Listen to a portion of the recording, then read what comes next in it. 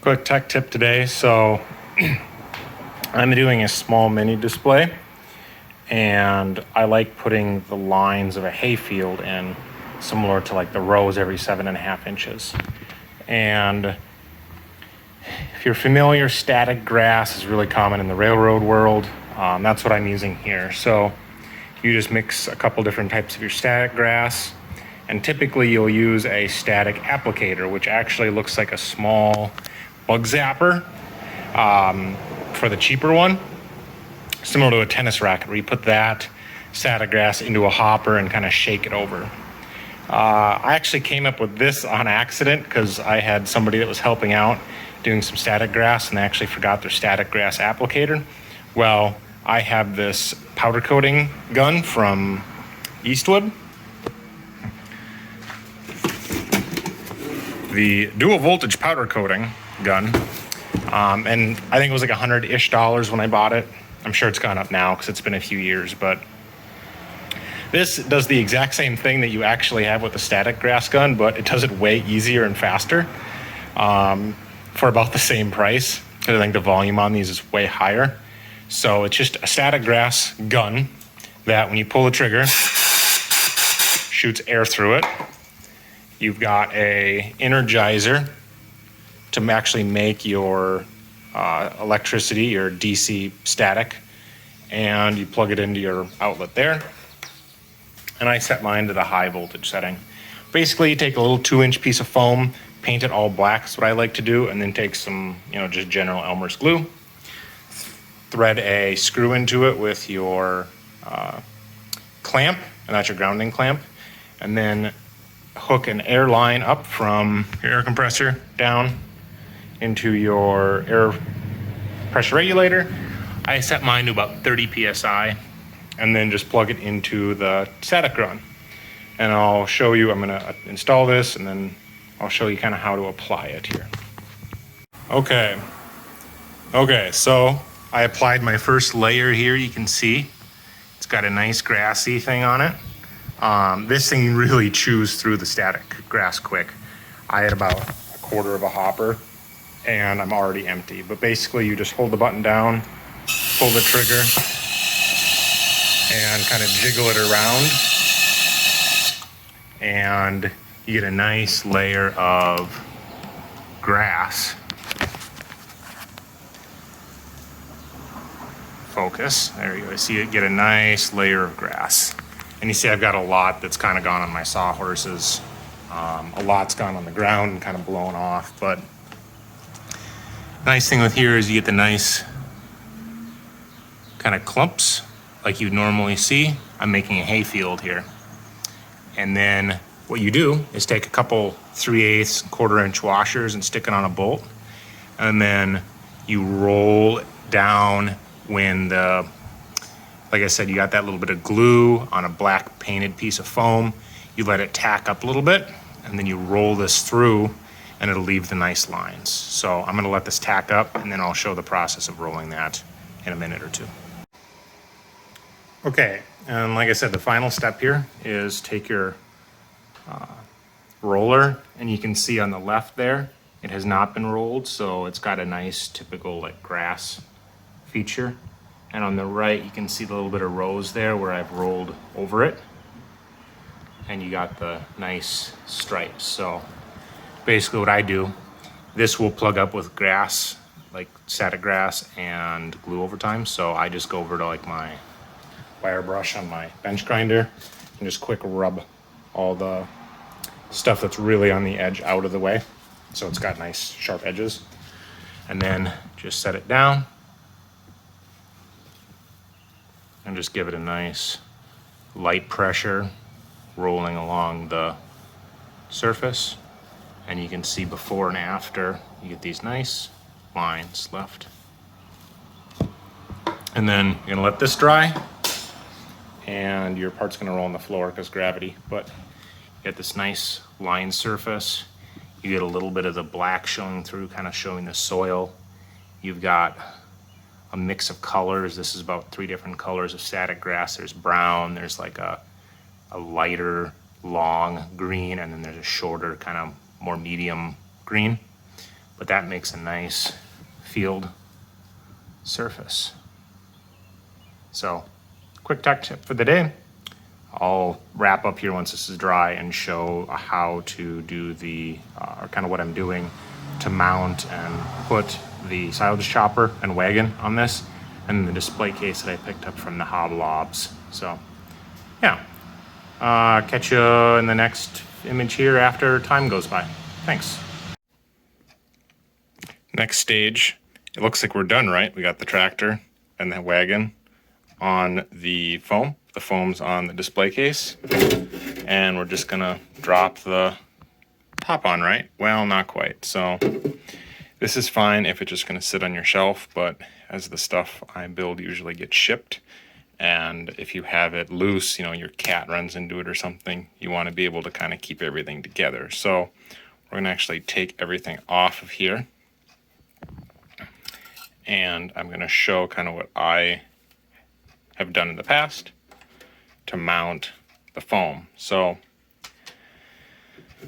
the foam is just loose on right here now, but I want to mount it firmly, but be able to remove it and attach it, because I'm going to have to attach the equipment onto the board.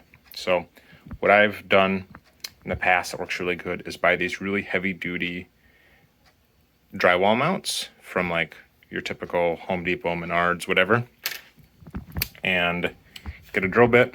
And what you're going to do is basically align the foam to the base with the top and make sure that this is square and in position, and then kind of flip it on its side and actually drill some pilot holes for the acrylic plastic into the foam. And you're going to use that for pilots for these heavy duty drywall anchors. And you'll screw these drywall anchors, well, if you don't drop it, into, and the reason I actually got this thick foam is because you need to have a pretty thick piece to get these big drywall anchors in. And the screws are pretty long relatively too. I'm not sure if it's worth getting some shorter ones and then getting some shorter screws if you really want to run thinner foam. As my equipment isn't super tall, like if you have a newer combine or a big piece of tillage equipment like I don't know, a cultivator or something where it hits, you might want to have a thinner piece of foam, but for what I'm doing, it's fine. So I'm going to drill these pilot holes and show them installed, and then we'll get to wiring with some floral wire actually. Where did I put that? Right here. From the Hobby Lobby, basically putting some small pinholes in it and wiring the equipment down to make it safe for shipping. And the next step, once you've transferred the holes using your drill into the acrylic base, you can see there's a hole there. I got 4 of them that match the base plate. I thread in the inserts and put a good amount of just general purpose glue on it to keep them holding in. And then I did try these screws, but they're really too long. They're like 1.5 inches long. I ended up picking up some shorter versions here, maybe 3/8 or 1/2 inch long, because these are made to hold like your kids' trophies on a drywall shelf, and the foam isn't quite strong enough to thread the screw in without screwing into the foam more. So these shorter screws provide enough bite from the base plate into the foam, and then the glue holds the insert into the foam from backing out if you loosen the screw up. But pick up some number 6 by 1/2 inch or 3/8 screws, and then glue insert those. So I'm gonna do that, let it dry, and then show you the next step of putting the equipment onto the board. And on to attaching the actual machinery to the board. So I have, like I mentioned, some of this floral wire from Hobby Lobby. It's like $4 for this big thing of almost 360 feet, 26 gauge. It's got this convenient little cutter here, and I'll cut about, I don't know, 18 inches or so and just loop it around a nice strong place on the chassis. So for example, on the tractor, I went around the axles. On the wagon, I'm going around the frame. And then I just took an old paintbrush, poked a hole through it as a pilot, and then I cut a small groove in the side of another paintbrush, and then I just grab the wire, put a small loop on it, hook it on that, and then poke through that pilot hole, and that pulls the wire through. And if you can see what it looks like on the other side, now this is nice and mounted. I can shake it all around. I just loop the wire tightly so it's snug and that doesn't move around. So I'm going to get that mounted on here also. Do a little bit more work on the silage. So this is just a green pipe cleaner that I dipped in Elmer's glue and dipped in the material that I use, the static grass, and then I'll just lay this down, glue it on, and then sprinkle some on top to make the windrow look nicer. And then I got a chute, kind of an outlet there, that'll go into the silage box. So Callie's helping out too. And we're done.